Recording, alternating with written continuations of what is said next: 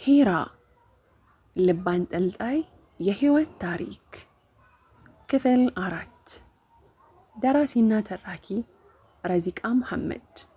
ለዚህ ቻናል አዲስ ከሆናችሁ ላይክ፣ ሼር፣ ሰብስክራይብ በማድረግ ቤተሰብ ይሁኑ። ቪዲዮውን ላይክ በማድረግ ይጀምሩ። ሂራ ፈገግ እያለች ራሷን በአዎንታ ለአማር ነቀነቀች። አማርም አስከትሎ በጣም ደስ ይላል። እንኳን ደህና መጣሽ አዲሷ እህቴ። አማር እባላለሁ። የቤተሰቡ የመጨረሻ ወንድ ልጅ ነኝ። ትላንትና ብራችሁ ስላልነበርኩ ይቅርታ። ያው ክላስ ቢዚ ስለሆንኩ ነው አይደል እንዴ አክስቴ? ለማንኛውም በድጋሚ እንኳን ደህና መጣሽ አለ ቀልጠፍጠፍ ባለ አንደበት። ሂራም አመሰግናለሁ። ሳሊህ የለም እንዴ አለች ወደ ሳራ እየተመለከተች። ሳራ በጧት ነው ወጣው። ያው የሱ ነገር ትንሽ ስራው አስቸጋሪ ነው። በጧት ካልደረሰ ከባድ ይሆንበታል። ለዛ ነው። ወይዘሮ ሶፊያ ቆይ ኧረ ረምላ ዛሬ እንዴት ነው ለየት ብለሽብኛል ልጅ? ልክ ነኝ አይደል ልጆች? አማር አክስቴ እውነትም ይህች ልጅ ለየት ብላለች። ምን ተገኘ አለ አማር ወደ ረምላ እያፈጠጠ። እንዴ ሁላችሁም ለምንድን የምታፈጡት? በቃ ምንም የለም። ሰው ያለ ምንም ምክንያት መዘነጥ አይችልም እንዴ? ሁሉም በህብረት ፈገግ አሉ። አማርም እኛ ያልነው ለየት ብለሻል እንጂ ዘንጠሻል አላለም አይደል አክስቴ? ቆይ የት ልትሄጂ ነው እንዴ ተዘገጃጀሽ? ረምላ ምላሽ አልሰጠች። ወይዘሮ ሶፊያ ወደ ሀፊዛ እየተመለከተች ልጄ አንቺ የምታውቂው ነገር አለ? የት ልትሄድ ነው? ሀፊዛ ረምላን በድፍረት እየተመለከተች አክስቴ እኛ ዛሬ ኒካ ፕሮግራም አለብን ለዛ ነው። ረምላ ደሟ እየገነፈለ በቃ ዝም ማለት አትችይም አይደል? ወይዘሮ ሶፊያ እውነት ነው ረምላ? አዎ ቆይ ምን ችግር አለው? የሐዲስ ነገር ነው እንዴ ብላ ገነፈለች የምትበላውን ምግብ እያቋረጠች። እንቆይ እሺ እናታችሁ ታውቃለች አለች ወይዘሮ ሶፊያ። ረምላ አዎ ነግረናታል፣ እንድንሄድም ፈቅዳለናለች። ወይዘሮ ሶፊያ ረካ እያሉ እንደዛ ከሆነ ጥሩ ነው፣ ግን ታዲያ ይሄ ሁሉ መኳኳልና ደምቆ መታየቱ አስፈላጊ ነው? ማጌጥም ሆነ ማማር ያለብሽ እኮ በኒካ ለተሳሰርሹ ባልሽ ብቻ ነው። ይህንን አታውቂም? እንዴት አታውቂም? ታውቂያለሽ እንጂ። በይ ከመሄድሽ በፊት ፊትሽ ላይ የነከርሽን ቀለም አስለቅቂ። ቢያንስ ትንሽ ደብዘዝ አድርጊው። ይሄ የሙስሊም ተግባር አይደለም። ብዙ ነገር እያወቅሽ አታጥፊ ልጄ። አላህ ደግሞ አውቆ አጥፊን አይምርም። አማር የወሬውን ርዕስ ለማስቀየር እየታገለ ቆይ ዛሬ ክላስ የላችሁም እንዴ? አለ ግን እስከ ረፋዱ ብቻ ነው የምንማረው፣ ከዛ በኋላ ነው የምንሄደው ወንድሜ አለች ሀፊዛ። አማር በሀፊዛ ንግግር የተገረመ ይመስላል። እንዴ አንቺም ትሄጃለሽ እንዴ አለ ሀፊዛ። አሁን ምን ነው? አይ ምንም፣ ግን ድሮ ሰርግና ወከባ አልወድም ስትይ ስለነበረ ነው፣ ለዛ ነው የጠየኩሽ። ሀፊዛ ትንሽ ቆጣ እንደማለት እያለች አሁንም አልወድም ወንድሜ፣ ግን ይሄ ቀለል ያለ ኒካህ ነው፣ ግርግርም ሆነ ወከባ አይኖርም። በዛ ላይ በጣም ቅርብ ጓደኛችን ናት፣ እንዴት ብዬ እቀራለሁ? ሳራ ጥያቄን አስከተለች። ቆይ ግን የትኛዋ ጓደኛችሁ ናት? እኛ እናውቃታለን እንዴ? ሀፊዛ አዎ ሀዩ እኮ ነች። መቼም ሀዩን እዚህ ቤት የማያውቃት የለም አይደል? እንደውም አክስቴ ብዙ ጊዜ ደስ ትለኛለች ስትያት ነበር። ወይዘሮ ሶፊያ ግራ እየተጋቡ የትኛዋ ናት ሀያት? ቀይ ቆንጅዬ። እሺ ሀጅ ሙሳንም ረሳችሁት? ባለ ፈርኒቸሩ ሰውዬ እሱ አባቷ ነው፣ የእሱ ልጅ ናት እኮ። እንዴ ሀያት አሁን አስታወስኳት። ይሄኔ ቆንጆ እናሷን የምታገባው ማሻአላህ የሀጅ ሙሳ ልጅ እንዴ! እንደዛ ከሆነ ታዲያ እኛ እንዴት አልተጠራንም አክስቴ? አለች ሳራ። እኔም እንደሱ ልል ነበር ልጄ፣ ግን ያው ባይፈልጉ ይሆናል እንጂ ምን ይባላል አለች ወይዘሮ ሶፊያ፣ እሷም እንደተገረመች እያስታወቀባት። ሀፊዛ አይ አክስቴ፣ እናንተን ብቻ አይደለም ማንንም ሰው አልጠሩም። የሚያገባት ልጅ ከሰርጉ በኋላ ወደ ሌላ ሀገር ስለሚሄድ በፍጥነት መጋባት ፈልገው ነው። እንደዛ ነው የሰማሁት። እንዴ ምን አስቸኮላቸው? አለች ሳራ። ምንም ይሁን ለማንኛውም ደስ የሚል ነገር ነው። አላህ ትዳራቸውን ይባርከው። ዋናው ነገር የነሱ ሀላል መሆን ነው። ሀፊዛ ልክ ነሽ አክስቴ። ረምላ ተነስታ ወደ ወጥ ቤት ገባች። ወይዘሮ ሶፊያ በይ ሂራዬ እየበላሽ? እሺ እየበላው ነው። አሁንም የቤተሰቡን ሁኔታ እየቃኘች ሂራ ፈገግ አለች። ሀፊዛ ሂራ እኛ እስክንመለስ የትም አትሄጂም አይደል? አሁንም እየተፈለቀለቀች ጠየቀች። ሂራ ትንሽ ግራ እንደመጋባት እያላት እኔ እንጃ ሀፊዛ፣ እሱን አላወኩም። ብዙ አንቆይም እኮ ሂራዬ፣ ቶሎ ለመመለስ እንሞክራለን። አንቺ ግን የትም አትሄጂ። በደንብ እኮ አላወራንም።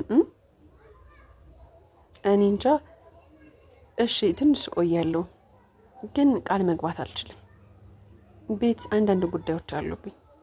እባክሽ እቴ፣ ከአንቺ ጋር በደንብ ማውራት እፈልጋለሁ። እባክሽ እስክንመለስ የትም አትሄጂ። አማርም ቆይ ለምን እኛ ጋር አትኖሪም? እውነቴን ነው። ወይዘሮ ሶፊያ የአማርን ንግግር ተቀብለው አዎ ልጄ፣ ለምን እኛ ጋር አትኖሪም? ሚኒዎች እዛ ቤት ብቻሽን ከምትሆኚ እዚህ እኛ ጋር ሆኚ።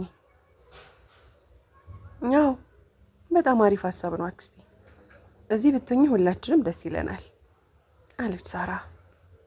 ሀፊዛ ይህማ ቢሆን ደስታዬን አልችለው ነበር። ሂራዬ እባክሽ ከኛ ጋር ሁኚ፣ እምቢ እንዳትዪ በአላህ።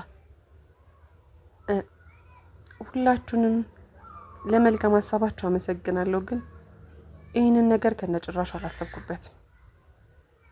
ወይዘሮ ሶፊያ ምንም እኮ ማሰብ አያስፈልገውም ልጄ፣ ግድ የለሽም የኔ ቆንጆ፣ ለአንቺም እዚህ ብትሆኚ ነው የሚሻልሽ። አክስቴ ልክ ናት። እስከ ዛሬ በእናታችንና በአባታችን ስህተት ምክንያት ተለያይተን ኖረናል። ግን ከዚህ በኋላ ተለያይተን የምንኖርበት ምንም ምክንያት የለም። እንደተባለው ብቻሽ የምትኖሪ ከሆነ ወና ቤት ውስጥ ምንም አትሰሪ። ይሄ ደግሞ የሁላችንም ሀሳብ ነው። ሁላችንም እኛ ጋር እንድትሆኝ እንፈልጋለን። ደግሞ እርግጠኛ ነኝ እዚህ ደስተኛ ትሆኛለሽ። ልክ እኔ ልጅ የልቤን የተናገርከው። ሂራዬ እባክሽ እሺ በይ። አንቺ እኮ ወንድሜ ብቸኛ አደራ ነሽ። እሺ በቃ ትንሽ ጊዜ ላስብበት።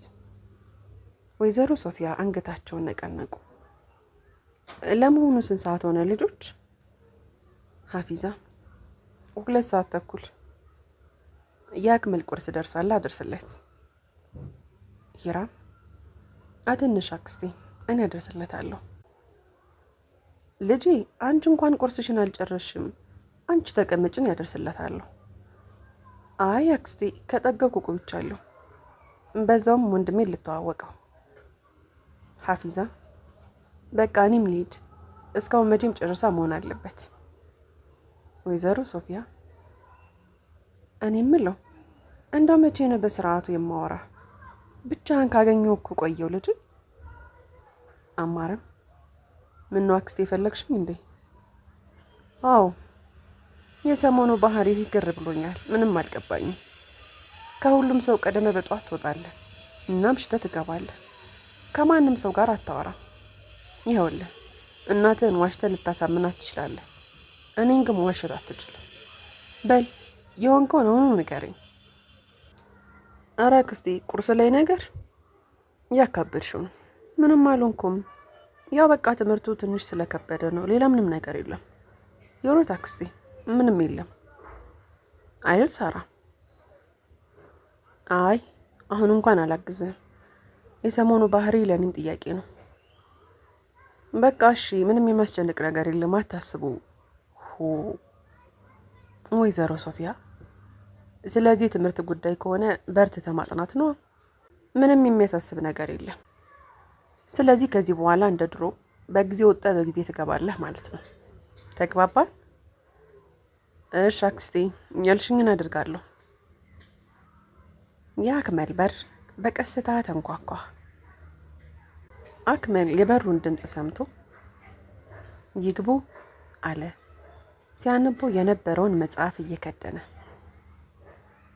ሰላም አለይኩም አለች፣ ምግቡን በእጆቿ እንደያዘች በፈገግታ ተሞልታ።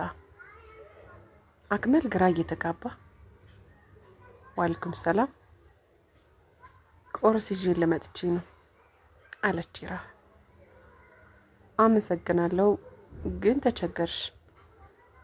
አልተቸገርኩም፣ ማለቴ የሰራሁትን አይደለሁም። አክስቴና ሳድያ ናቸው። በል ብላ፣ ቆንጆ ቁርስ ነው። አክመል ይበልጥ ግራ እየተጋባ አክስቴን ያልሽው አለ። ስለ እኔ ምንም አታውቅም ማለት ነው? ገባኝ።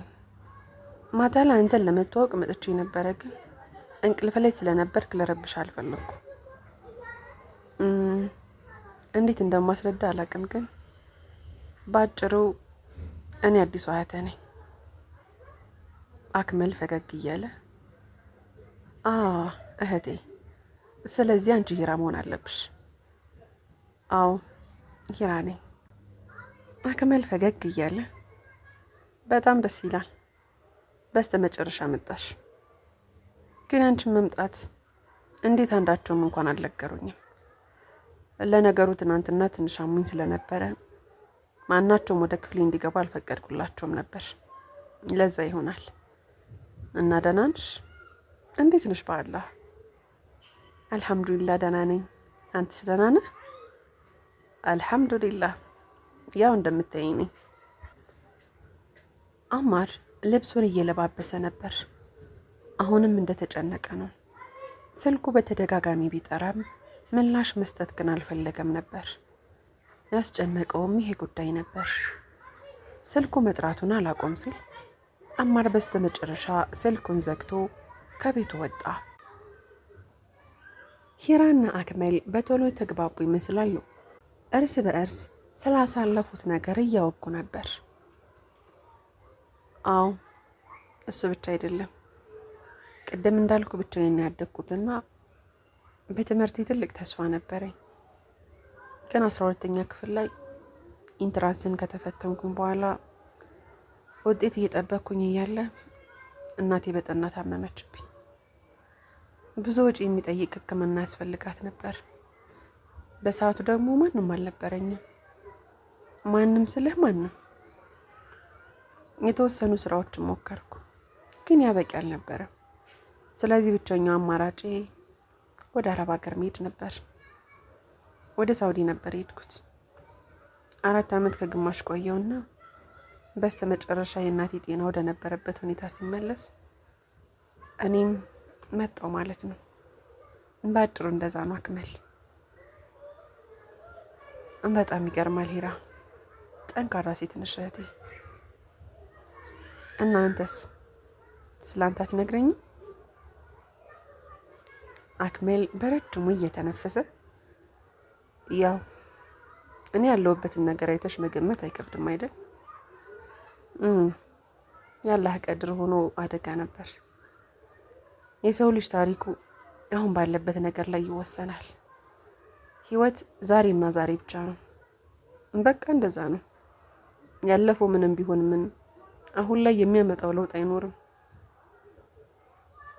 ግን አሁን ያለህበት ቦታ ትላንትናህን መግለጽ እንዳልቻለው ሁሉ መዳረሻህንም ሊወስን አይችልም።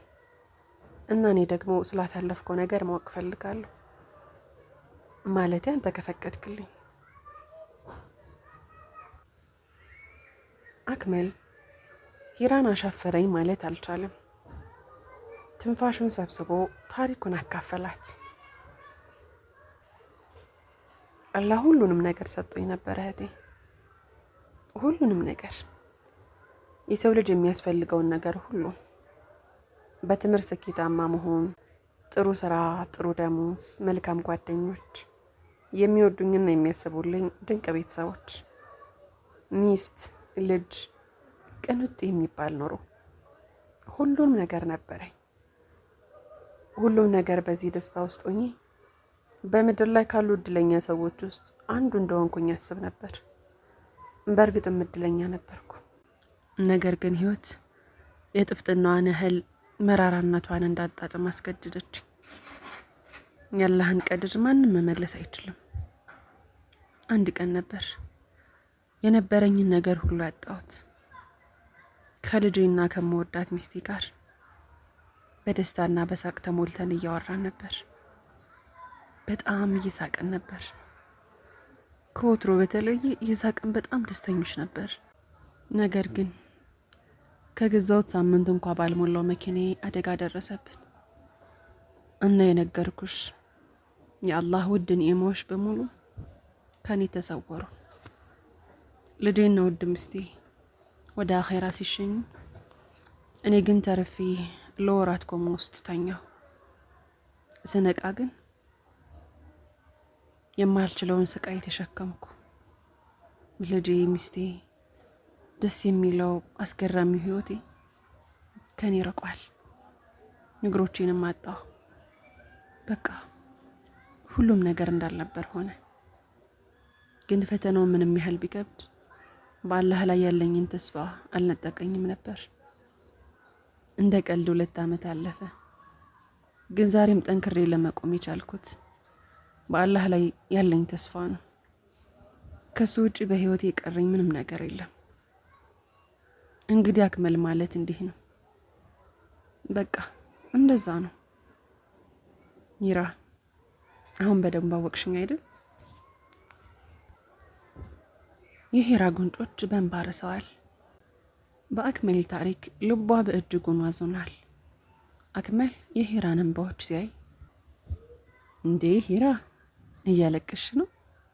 አታስቢ፣ የነገርኩሽ ነገር በሙሉ እኮ ያለፈ ታሪክ ነው። አላህ ፈቅዶልኝ አሁንም በህይወት እኮ እየኖርኩ ነው። እንደውም እኔ እኮ እድለኛ ነኝ። በህይወት ቆይቼ ለልጄና ለሚስቴ ዱዓ ማድረግ እችላለሁ። ይህንንም ኒዕማ ያልታደለ ስንት ሰው ይኖራል። አታልቅሽ። ሂራ እንባዎቿን እየጠራረገች በስሱ ፈገግ አለች። ሂራ ወደ ቤት ተመልሳለች። ግን የመጣችው ሻንጧን ለማስተካከል ነበር። ከአክመልና ከቀሪ እህት ወንድሞቿ ጋር ለመኖር ወስናለች። ሆኖም ፊርደውስ የሂራ ሀሳብ አልተዋጠላትም ነበር። እና የምር ወስነሻል ማለት ነው? አለች ፊርዲ ያልወትሮዋ ፊቷ ቅጭም ብሎ። አዎ ፊርዲዬ፣ ግን እስከ መጨረሻው አይደለም። ነገሮች ከተስተካከሉ በኋላ ወደ ቤት እመለሳለሁ። ቆይ ምንድነው ማስተካከል ያለብሽ? እኔ እኮ ሄደሽ እንድታያቸው እንደዚያ የገፋፋዎች እንድትተዋወቁ ያክል ነው እንጂ አብረሻቸው እንድትኖሪ አይደለም። ቆይ ምንድነው ነገሩ? ሂራም፣ አንደኛው አክመል ነው እህቴ። አክመል እንደነገርኩሽ እገዛ ያስፈልገዋል። እዛ ቤት ያሉ ሰዎች ደግሞ ሁሉም በራሳቸው ጉዳይ የተጠመዱ ናቸው። ምን አይነት ሁኔታ ውስጥ እንዳለ እንኳን በትክክል የተረዱት አይመስለኝም። ስለዚህ ከጎኑ መሆን አለብኝ። ሌላው ደግሞ እናታቸው ናት። እናታቸው ደግሞ ምን ሆነች? እሷም ታመመች? አዎ፣ ግን አካላዊ አይደለም። እሱ ደግሞ ምን ማለት ነው? ወይ ፊርድዬ፣ እሱን ሌላ ጊዜ አስረዳሻለሁ። በይህንን እንጨርስ። ግን ሁኔታሽ ለዘላለም የማትመለሽ ነው የምትመስዪው። ፊርዲ፣ እዚህ ህይወት ውስጥ ለዘላለም የሚባል ነገር የለም ውዴ። የኔ ውድ፣ ሁሉም ነገር ከተስተካከለ በኋላ እንደ ድሮ ቤት ቁጭ ብዬ አደርቅሻለሁ። አሁን ግን ልሂድ። ከናፈኩሽ ደግሞ እየመጣሽ ታኛለሽ። አሃ፣ አንቺ እንደማትመጪ ከወዲሁ እየነገርሽኝ ነው ማለት ነው እንዴ? እኔም እመጣለሁ። ምን ሆነሻል? የእውነት ፊርድዬ፣ እውነት እመጣለሁ። ውድና የተከበራችሁ የሚስኪ ዩቲዩብ ቻናል ተከታታዮቼ ኪራ ክፍል 5 ይቀጥላል። ታሪኩ ከተመቻችሁና ከወደዳችሁት ላይክ፣ ሼር፣ ሰብስክራይብ ማድረጋችሁን እንዳትረሱ። በቀጣዩ ክፍል እስከምንገናኝ ድረስ በያላችሁበት ቀንና ሌላችሁ ሸጋ ይሁንልኝ።